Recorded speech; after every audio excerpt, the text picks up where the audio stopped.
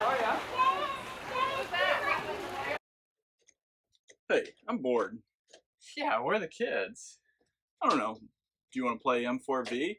A potentially bizarre, often biased, and a completely random game? Yeah, I mean the rules are simple. You select any four minifigs at random, pick a completely ambiguous theme, and let the minifigs battle in a theoretical matchup until one minifig remains. I'm game. Sounds good.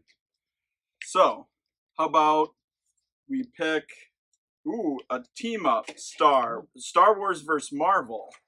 Ooh, I like it. All right, looks like we got for our Star Wars team Chewbacca, who's been in 15 different sets with the medium nougat fur, all the way from Millennium Falcon, the Micro Fighter series, all the way to the full-size Millennium Falcon, pairing up with C-3PO, the colorful wires and plain legs, and the droid escape pod, versus our Marvel matchup, Groot. Looks like Team Groot from the Infinity War and the Thor's Weapon Quest, with pairing up with Ant-Man, Scott Lang from the Quantum Realm Explorers. All right. And since this is a team up, they'll be competing side by side against the other team. And the theme? It's a Halloween theme. Who will get the most candy trick-or-treating? That's awesome. We got this Hocus Pocus set, and we do have the Skeleton Ghost Kid as the unbiased judge for who's going to collect the most candy. All right. I will take over for the Marvel team. And we have, like I said, Ant-Man, who can both shrink to extremely tiny size, all the way to blow up into several stories high. Pairing up with Groot, really can only say I am Groot in different orders, I guess. But really limited to those three words. However, he can grow and he can, obviously his limbs can get really long. And I'm guessing he could reach to several houses at once. True. So over here on the Star Wars side, we've got Chewbacca, also limited with his words. And then we also have C-3PO, who is programmed in over 1 million languages. He could easily trick-or-treat on any house. But that might not help his personality. That's true. And his speed, super slow. He's a droid. That is true.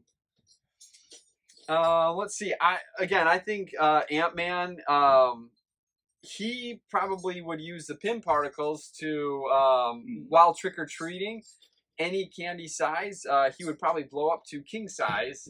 So, obviously the small Snickers bar, he would just be like blowing up. So I would think he would fill up his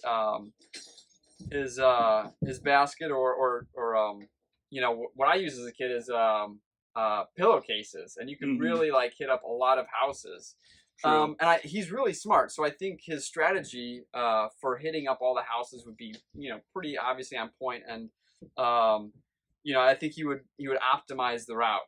Like I said, Groot, I think he's not dumb, but I think he would just use his limbs to extend, probably ring several houses at once, and unfortunately he probably would say I'm Groot, instead of saying trick or treat. Hopefully he would get some of the houses and candy, but I think Ant-Man is going to be the really winner on my team. But I think, there'd be a formidable and a hard team to beat. I agree.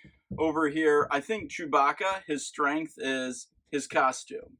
I mean, you can't beat that. And he's strong. He could probably carry a lot of candy. He is. He could probably carry a lot of people who have candy as well. Out of the way.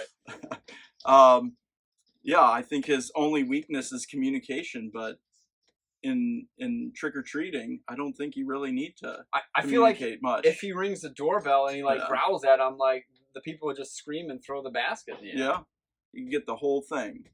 I think the thing with C-3PO is he can talk to anyone in any language, but I think as a droid, he won't know what the best candy is to get, and he doesn't have that great of a personality, so I think he might get one piece at each house. I think he would be extremely picky. I think he would come up, say trick or treat in whatever language he needs to, And then he would probably rummage through all the candy and probably pick the Smarties, which are my least favorite candy.